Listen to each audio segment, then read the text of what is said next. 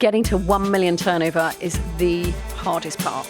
It's the hardest part, and people don't realise that. It's just as easy to double at each stage. So if you're at 10 million, it's going to take you the same amount of time to get to 20 million as it did from 100,000 to 200,000.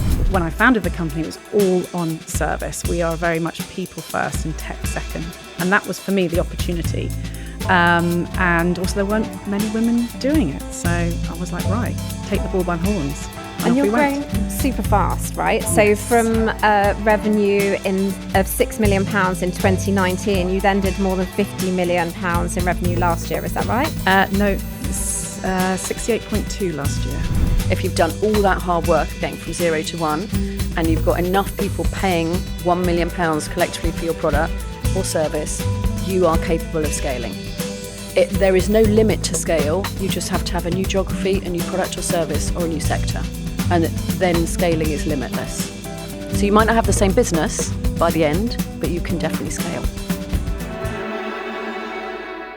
This week, Britain has no shortage of people with great business ideas and the willpower to make them happen. So why don't they grow into the supersize companies that now dominate the world? We take a look at a new report that might give us some answers. And it's not just about funding. I'm Dominic O'Connell, Times columnist and business correspondent at Times Radio. And I'm Hannah Prevett, Associate Business Editor of The Sunday Times. This is The Business, where we talk to insiders about markets, companies, and the strategies you need to help you navigate the business world. Our business today is the world of scale-ups. Those companies that have made it through the vulnerable startup phase now have a decent turnover, a fair number of staff, and are, crucially, still growing. A new report from the Scale Up Institute, a not-for-profit, provides a snapshot into female-founded scale-ups. And what does this survey tell us about the wider challenges for all scale-up companies in the UK today? Joining us on The Business, two women who know all about scaling because they've both done it themselves. Helen Cannon, who founded Ison Travel, a corporate travel agency, and Sam Smith, co-founder of Superscalers, an organisation that helps underrepresented founders get their companies over the line into that £50 million plus sales club. Welcome to you both, Helen, Sam. Great to have you here. Thank you so much for joining us today. Sam, can you please just define what we mean when we're talking about a scale-up? A scale-up is a fast growth business. It's basically growing at 20% a year for 3 years consistently, and it will have to have a minimum of 10 employees. But it's fast growth. For us, super scale is when you get to 50 million revenue. And that was a really important marker for us, because that's when you really, and for me, that totally changed. When I got to 50 million, you get a serious voice, you get taken seriously, you get in the room when decisions are made. And so that scaling up piece is, probably goes in two tranches. You do that 1 to 3, it's quite hard. Then you get in that scaling up piece, you're going from 3 to 20, and then you really start super scaling past 50. So scaling works in chunks. Can any company scale up, or are some sectors more liable to be scale ups than others? So there's always going to be sectors that are very hot and very interesting, that are easier to scale. But my belief is if you get to a 1 million turnover, if you've done all that hard work of getting from 0 to 1, and you've got enough people paying £1 million collectively for your product or service, you are capable of scaling. There is no limit to scale. You just have to have a new geography, a new product or service, or a new sector. And then scaling is limitless. So you might not have the same business by the end, but you can definitely scale. So the good news from the annual index, as we said, is that companies are, scale-up companies are growing in number. Tell us, what's your experience, Helen? Because you're among these super scalers. What does scaling a company really look like in reality? Wow, it's scary, but it is so super exciting. I think when I started Ison Travel, I never did have this idea to be the company we are today. But I think once the momentum started and I could see what I was building, it just, it was kind of the sky was the limit. Can I just take a step backwards? Because having reported on the world of travel agents for quite a long time, It doesn't seem like an obvious thing to do. The UK has always been pretty well served with business travel agents, the Hogg Robinsons of this world. It doesn't seem like an obvious niche. Where is the niche in that? So, well, it was kind of one of those. I am a mum of 5 children. My background is not travel at all. I was actually in experiential marketing, taking brands to market. And I stopped working to have my children. And when my youngest was about 6 months old, I decided, actually, I've got to get back to work. And I didn't really know what I wanted to do. I knew I didn't want to go back to what I was doing. And it was a bit of a chance encounter with somebody who was in travel. I've always loved traveling. I knew how to build a brand. And we were sat chatting one night and I was like, actually, I think there's a real opportunity for companies, for a travel company to focus on the service side. At the time, everyone was being pushed to go online, go tech. It was all, and I felt that there was a big piece missing of actually it was the people. So when I founded the company, it was all on service. We are very much people first and tech second. And that was for me the opportunity. And also there weren't many women doing it. So I was like, right, take the bull by the horns. And you're off we went. growing super fast, right? So Yes. from revenue of £6 million in 2019, you then did more than £50 million in revenue last year. Is that right? No, 68.2 last year. Wow, incredible. So, Sam, if we could bring you in, there's a sort of a bigger economic argument around this, isn't it? Because the OECD, the big economic organisation, pays particular attention to scale-ups, has lots of policies about it, because it thinks, having looked at all this, there's an awful lot of evidence to say that they are the real engines of growth for any economy. Employment and growth comes from scale-ups. Yeah, absolutely. So 15 years ago, when the Scale Up Institute was started and we were part of the starting team, scale up wasn't a word. It was a bit like when I started changing culture in financial services, culture wasn't a word. So scale-ups weren't a thing. And what we've realised, and we're realising more and more, is you have to segment companies. So large companies are one thing, need different things. Startups are one company, need different things. Scale-ups need different things. And to shine a light on those companies about who they are, what they do, what change they're driving is really important, because this little segment, and it's actually quite small, but growing fast, is making serious change to productivity, to tax revenues, to employment, to regions. They're all over the country. They're created by all sorts of people. Women are creating scale-ups. About 20% of scale-ups are female founded. So it's a very important segment to measure. And the data that's been released today shows that there's been a substantial increase in the number of these female-founded scale-ups. Why do we think that is? Is it that we've got better at identifying them in part? Are there more of them? Is it the great work you're doing? So it's lots of things. There's not one answer. But I think the really important thing to say is this first got tracked in 2019 by the Scale Up Institute, where we said, right, let's track the female founders who built a business to 10 million turnover. So we see that as where it's sizable and you can really create serious scale. There were 200 women in 2019 that were scaling up that had got to 10 million. That is tiny as a number. Today, it's nearly 1,900. That's a massive exponential increase. It's increased 43% just this year. So what we're seeing in this trend is the more women start up, because it takes a long time to build a business, the more women then get to 1 million. The more of those millions get to 10 million. The more 10 millions can get to 20 million, the more 20 millions get to 50.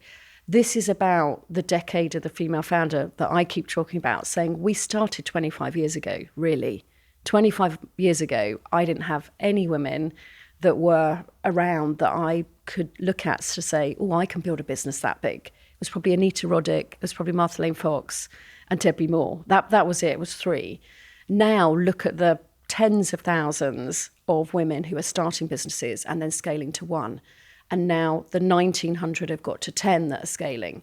It's all because the ecosystem has been on a journey and we've done the work and we put the effort in and we're showcasing those founders. And we are starting to see role models build big companies, and people can see that and it encourages them to do the same. We've talked before about the idea that it's harder to get from 0 to 1 million rather than, say, 20 to 50, which might feel counterintuitive for some people. So can you give us a bit of your experience? Sam, first you, and then Helen, if I could hear a few thoughts from you too. So absolutely, we say to the community, getting to 1 million turnover is the hardest part. It's the hardest part, and people don't realise that. And the stats speak very well that men are 5 times more likely to get past 1 million turnover than women. Those are the stats. So that's why Superscalers community starts at 1 million, because we're saying to them, look, there is something called the doubling principle. It is just as easy to double at each stage. So if you're at 10 million, it's going to take you the same amount of time to get to 20 million as it did from 100,000 to 200,000.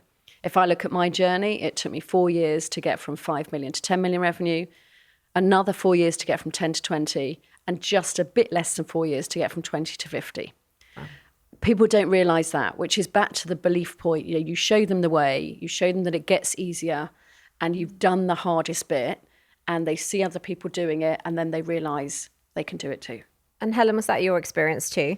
I would agree with that. I think when I look back to myself, I started the company in 2013.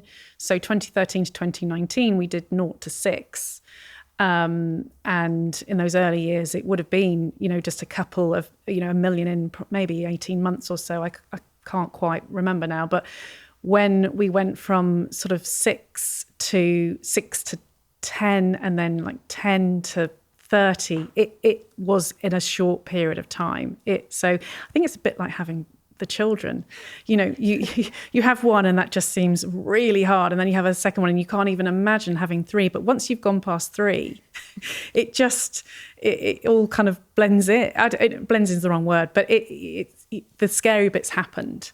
So I think it's very similar with growing a company. Maybe because I've got the five children, it's easy for me to say that. But yeah, I agree. So tell us about some of the challenges you faced in scaling up. Helen, where have those kind of snag points come, if any, or has it all been dreamy? Oh, I wish. For me, people, it's finding those right people in those right roles, especially as you're growing. I think that is always a hard one. Funding for me hasn't been an issue. We are completely bootstrapped. I guess it's one of those companies we didn't need at the beginning a huge amount of tech. On bootstrapping, yes. So let's just remind our audience what that means. That means basically reinvesting all the profits yes. and funding it yourself yes. without any external investment. Yeah, so that's correct. So entirely bootstrapped. The funding wasn't one of the areas that I struggled with. I think it was that growth. It was the growth of the people. It was the mindset change as well, that we were going from quite a small company with quite a linear, flat structure. And suddenly when you're hitting the, 20, 30, 50, now nearly 70, there has to be a mindset change. So that has been one of our biggest challenges, I think. So let's talk a little bit about funding, because obviously this is one of the hot topics, right? And you can't talk about female entrepreneurship in the UK without talking about the funding gap.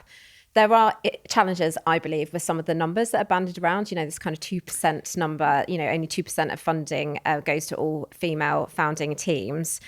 Whether that's still accurate, etc., is a debate for another time, perhaps. But the reality is, isn't it, Sam, that female founders attract less institutional investment still than male founders? Yes, the numbers are not great, but I look at it from probably a different way. And when I've been talking to the founders and we talk to them about what is the real reason that you're not growing, what is it that's stopping you from super scaling and growing really big? And it's not funding, it's not access to markets, it's not access to talents, it's one thing, and that's belief. And belief for female founders comes from being around other women and thinking you can do it. That's the number one thing, which is why communities are so important. So if you think we can solve the belief thing, then you look at the actual numbers, which are still bad. I'm now thinking, well, are we really asking the right question? Because this 2% number, yes, we need to do something about, but why is it not moving at all? It's moving very slowly for lots of reasons, but I think the biggest one is this form of capital the right form of capital? So it goes back to the women build businesses differently, so they need different things. So let's talk VC. To get VC backing, venture capital. Yeah. To get venture capital backing, you probably need to be largely in the tech sector, maybe a little bit of consumer. You want to have a plan where you're going to exit within 5 years and you're going to grow super fast. So you are investing a lot of money, you're spending a lot of money, and you're going for it. That isn't really really interesting for women. If someone had offered me venture capital money when I was scaling over 24 years, there's no chance I would have taken it. You probably feel the same. Yes, agree. It doesn't work. So you need funding that's more patient, that's in sectors where women are building, which is predominantly not tech. Not to say we're not building in tech, but most of the sectors are not tech.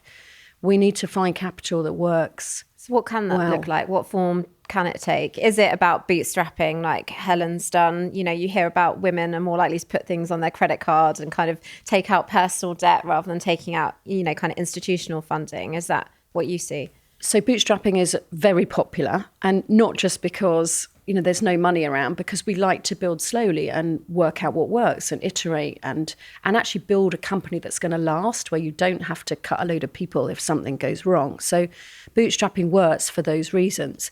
But the angel networks, if we could scale up angels, the EIS system works really well for women. So high net worths, if we could scale up women backing women in that way, small checks that lead to big numbers, that helps. And so angel investors, what we're talking about here is private kind of individual investors who might have a bit of access to capital, their own funds, right? Yeah, absolutely. And angel investors can start really small. People don't realise that, can start from a couple of hundred, a couple of £1,000. And collectively, that is a really good pool of capital to back women, which is why the crowdfunding platforms are one of the biggest funders of our female founded businesses in the index that have got to 10 million. Helen, you did look at getting external funding into your company, but you decided not to in the end, didn't you? That's right, yeah. Well, in 2023. Why not? At the time, I think it was for me a bit of a control. I wasn't sure I wanted to give up that control and having someone else, you know, that I'm going to have to go to say, actually go, can I do this?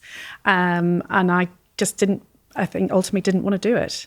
So I turned it down and, you know, carried on with, it was going to be for some acquisitions I was doing, but in the end, I kept on reinvesting and funding the acquisitions privately. Could you see that changing in the future if you changed your ambition for the business? Yes. And wanted to do something big, you might have to look for... Absolutely. I think that's the other thing women are really good at doing, is pivoting very quickly. I think there is that cautiousness to start with while you'll get yourself comfortable. I talk a lot about being that 10% braver. But I think once women have reached that level of comfort that actually we can do this, then we can pivot very quickly and change.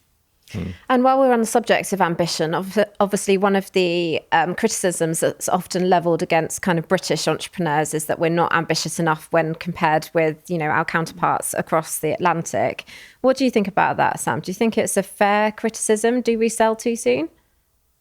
I don't think we are as ambitious as we could be, but I think it's largely a problem with how we're perceived and how we show ambition. So I think we knock people down very quickly. You know, we criticise very quickly. So people don't necessarily want to take the risk of building very big. And I think there needs to be a very big change in how we work with ambition and how we celebrate it. And failure is a part of that.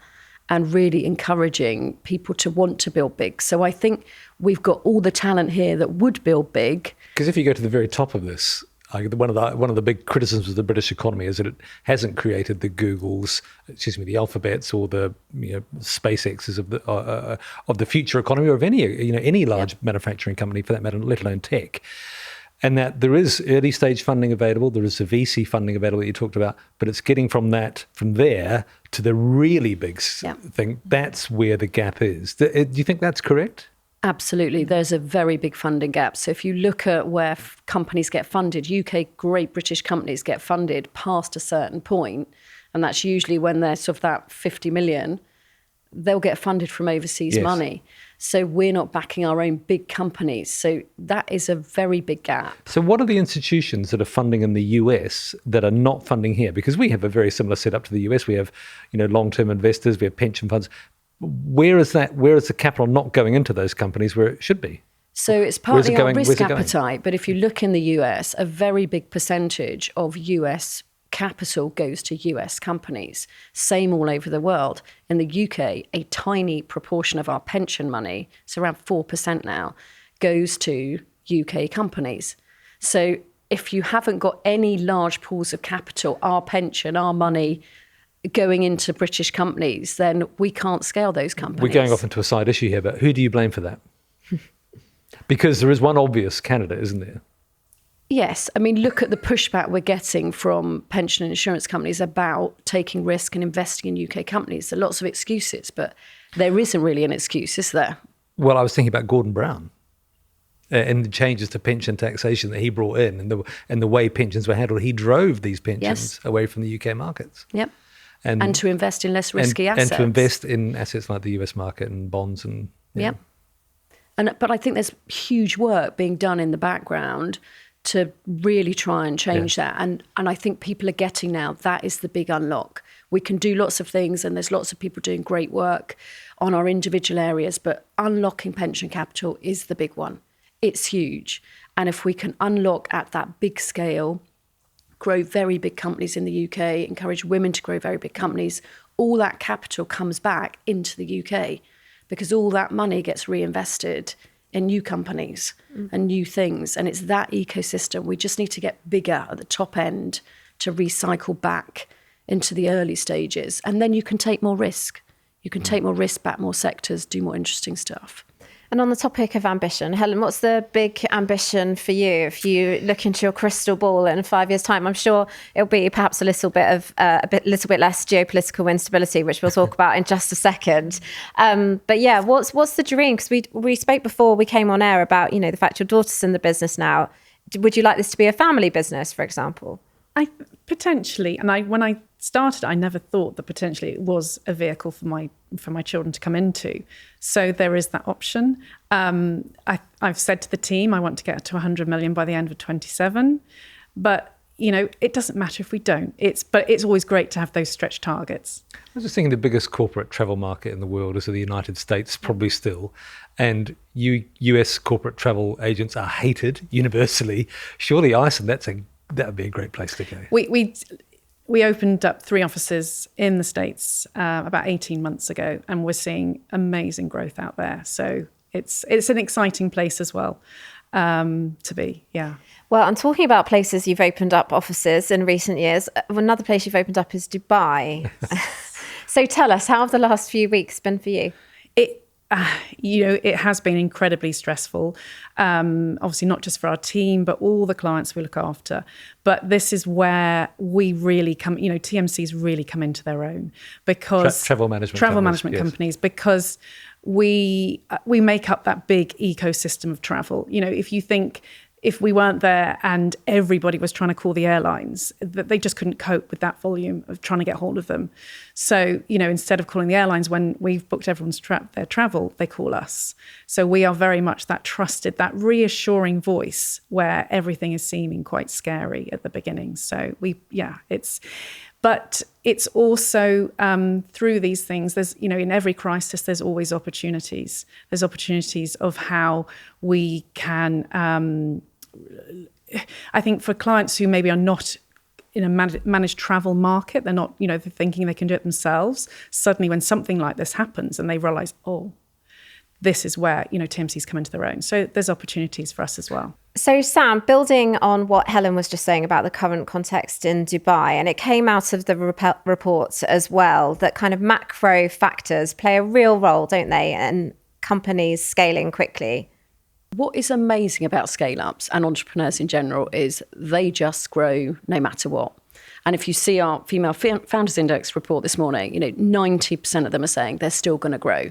But they still have massive issues with tariffs, with geopolitics, with domestic costs going up.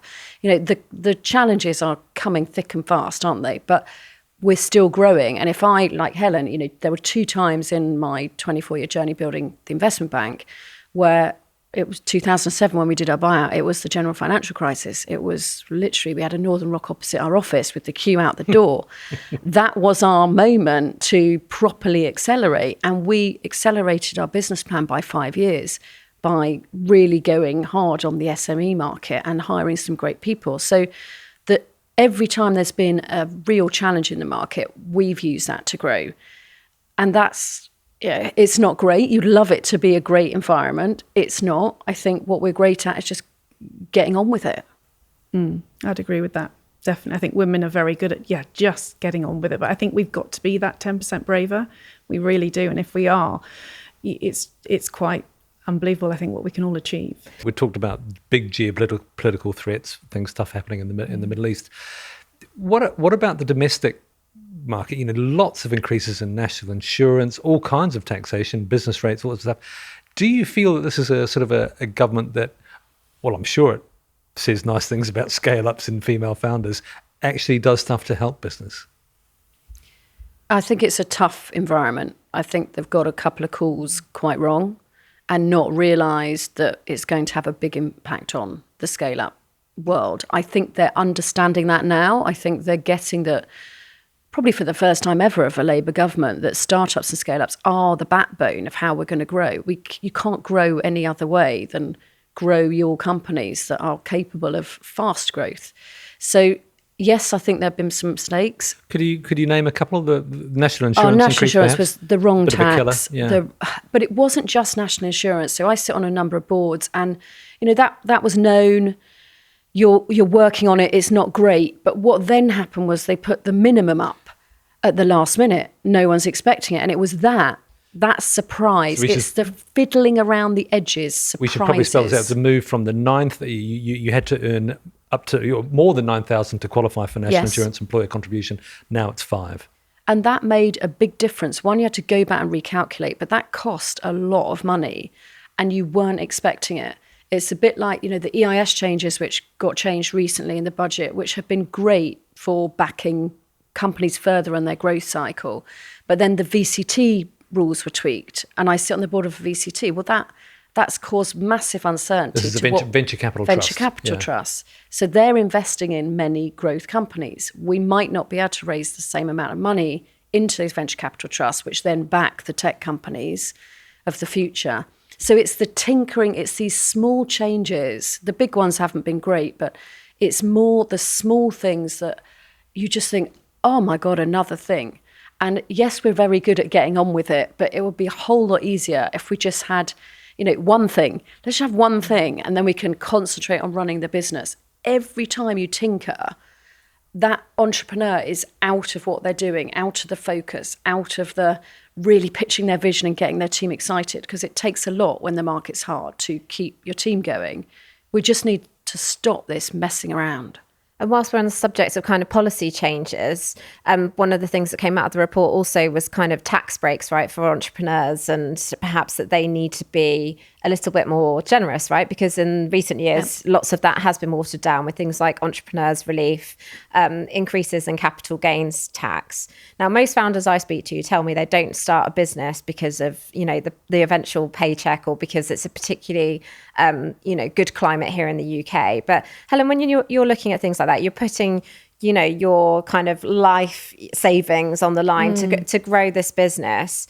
Does it make a difference to where you think about starting and growing a business in terms of the kind of overall climate around things like tax? I think so, definitely. I think at those early stages, I think if you could have some more help, more relief, more support, that would make a really big difference.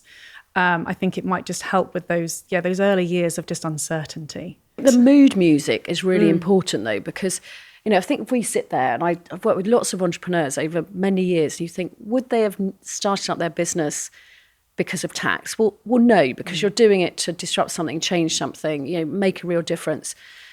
But the mood music is important because you need to feel like you're supported as an entrepreneurial ecosystem.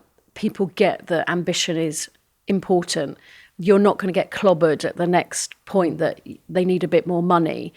And it's that mood music that it's been too many things that added together that have clouded the mood music. And once the mood music goes, I call it like, drops of sand go in the thing and you don't notice until the last bit's in and then it's all fallen over. Suddenly they're going somewhere else. And I think we've got to the top of the jar where there is no room for any more. And we've just got to give some positive mood music, which is, it is tax, it is what you say, it is how you convene, it is how you reward ambition, is important. Will you both be very generous with your time? Thank you very much to Helen Cannon, founder of Ison Travel, and Sam Smith, co-founder of Superscalers. I'm Dominic O'Connell, columnist at The Times and business reporter on Times Radio. And I'm Hannah Prevett, Associate Business Editor of The Sunday Times. From The Times and The Sunday Times, this is The Business. If you enjoyed this episode, you can subscribe to The Times Business channel on YouTube. And you can watch or listen to other episodes of The Business wherever you get your podcasts. We'll be back next week. Until then, goodbye.